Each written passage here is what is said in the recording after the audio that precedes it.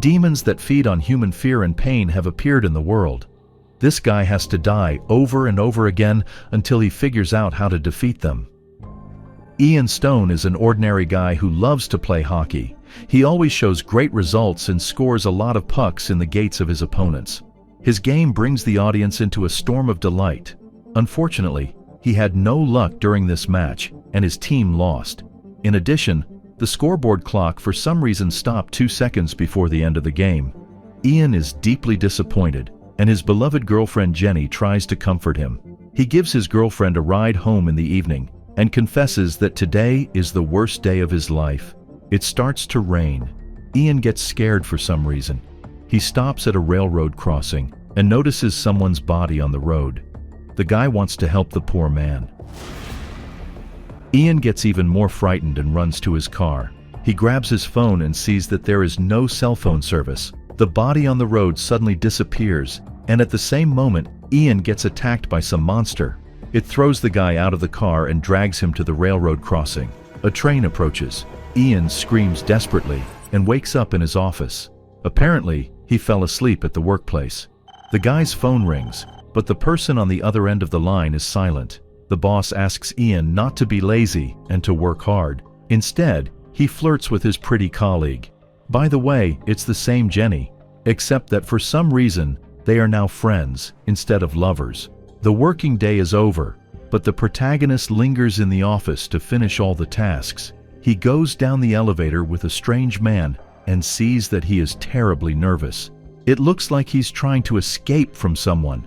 Ian is slightly confused. In addition, the guard looks at him strangely. The main character comes out of the office building and finds the man from the elevator lying on the ground. It seems that he has an epileptic fit. Passers-by surround the sick man. One of them has black marks on his arm. He looks very delighted.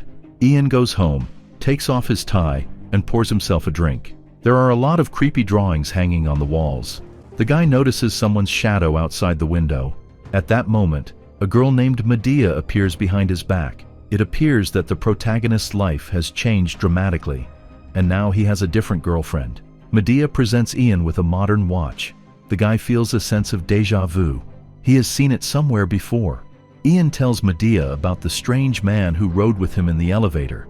Also, we learn that the main character stopped playing hockey a long time ago. Ian shows Medea his old photos. Hold on. It's not him in those pictures. It's a different guy. The protagonist is shocked. He tells the girlfriend that he remembers things that never happened. Can it be some disorder? Ian can't fall asleep at night. Some shadows appear outside the window again. The guy decides to check it out but doesn't find anyone. The next day dawns. Ian misses the alarm clock and is late for work. He kisses Medea and rides the bus to his office. The watch presented by the girlfriend stops. Ian notices two rather suspicious youngsters. The main character tries to catch up with them but fails to do so. Some man stops Ian on the street and begs the guy to listen to him. The stranger claims that Ian is being hunted by the creatures who designed this life for him. The unknown creatures deprive him of his life every day because he doesn't do what they want. Ian considers this stranger an ordinary psycho, but suddenly a monster emerges out of the wall and captures the man.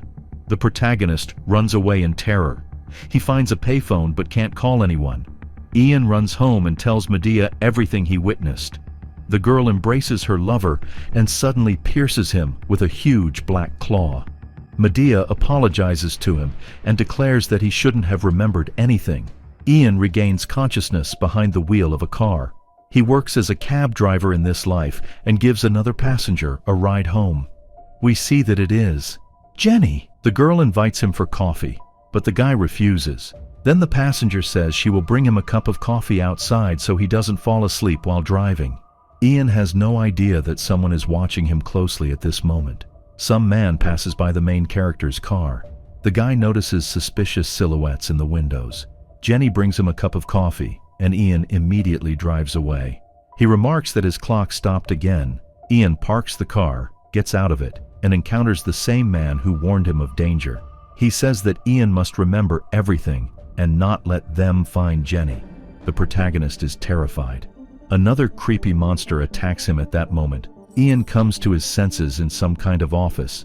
It appears to be a job center. Jenny shows up. She works here in this life. The guy looks at a clock fearfully. The moment it stops, he starts to panic. A man with a huge black claw appears outside the window. Ian tries to escape on the elevator, but the monster attacks him. He runs down the fire escape, gets to the parking lot, and escapes in a passing cab. Unfortunately, the monsters continue the chase. Ian jumps out of the compartment and gets hit by an oncoming car. He is immediately surrounded by suspicious people led by Medea. One of them swings his claw.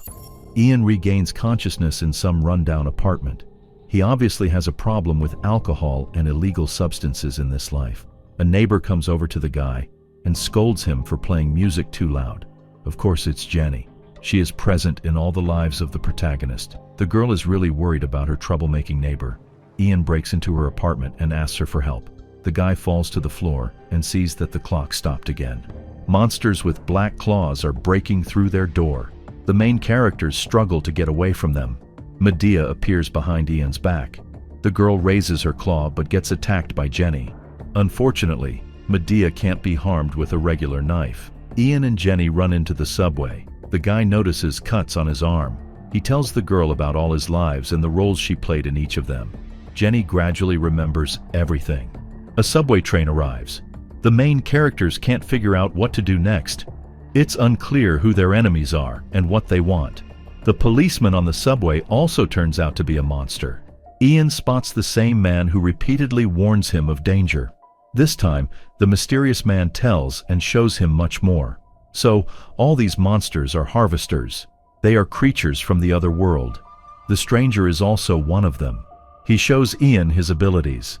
It turns out that harvesters can feed on people's fear. The problem is that they once tasted human pain and now prefer that kind of food.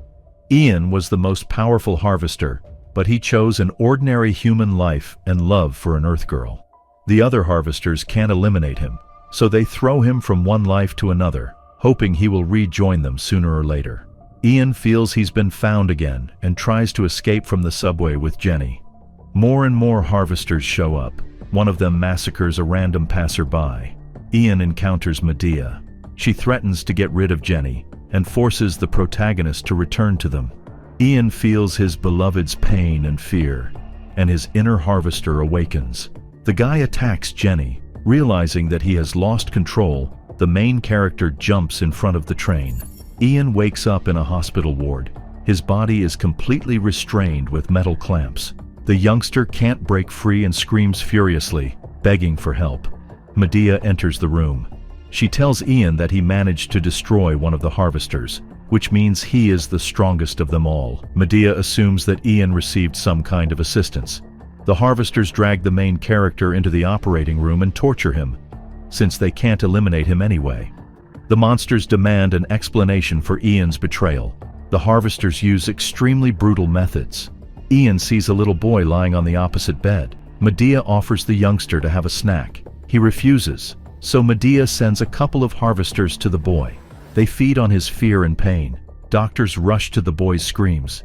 Ian regains consciousness and sees Jenny. She is a nurse in this life. Medea comes back and continues the torture. Eventually, Medea realizes that Jenny always appears in all of Ian's lives and understands that this girl is the reason he betrayed the harvesters. Therefore, if they get rid of Jenny, Ian will return to them. The same stranger appears next to the guy. He asks the protagonist to stop the harvesters and not to repeat his fate. The thing is that this man was also in love with an Earth woman. Unfortunately, the harvesters found a way to deal with the rebel and cut his beloved's life short. Now he tries to help Ian keep Jenny alive, since it is her love that makes the guy so strong. The stranger heals all of Ian's wounds and takes all his pain.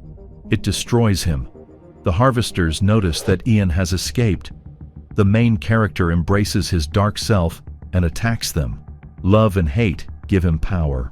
Dark entities roam around the hospital and follow Jenny. The girl goes down to the archives to get the medical records. The harvester appears behind her back, but Ian immediately defeats him. The same thing happens to the second harvester. Jenny goes to the pathology department. One of the bodies on the surgical table suddenly comes to life. The girl is surrounded by the harvesters. they draw out their sharp claws.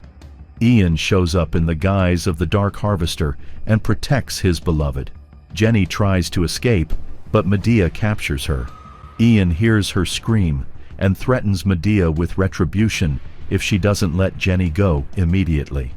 A fierce battle ensues between the two strongest harvesters. Medea throws Ian from one life to another like a toy. She claims that from now on, Ian belongs only to her. Medea is going to create a new life for him without Jenny. All of a sudden, Ian agrees with her and personally kills his beloved and Medea at the same time. Afterward, he heals Jenny and promises that she will forget everything. The hockey match is in full swing, and Ian shows great results. The fans are delighted, as this time he manages to score a decisive puck into the opponent's gate. Ian receives congratulations from his teammates and a kiss from his beloved Jenny. Is it an ordinary life? Not at all. Ian notices a suspicious man in the locker room and chases after him. It's another harvester, but Ian already knows what to do with him.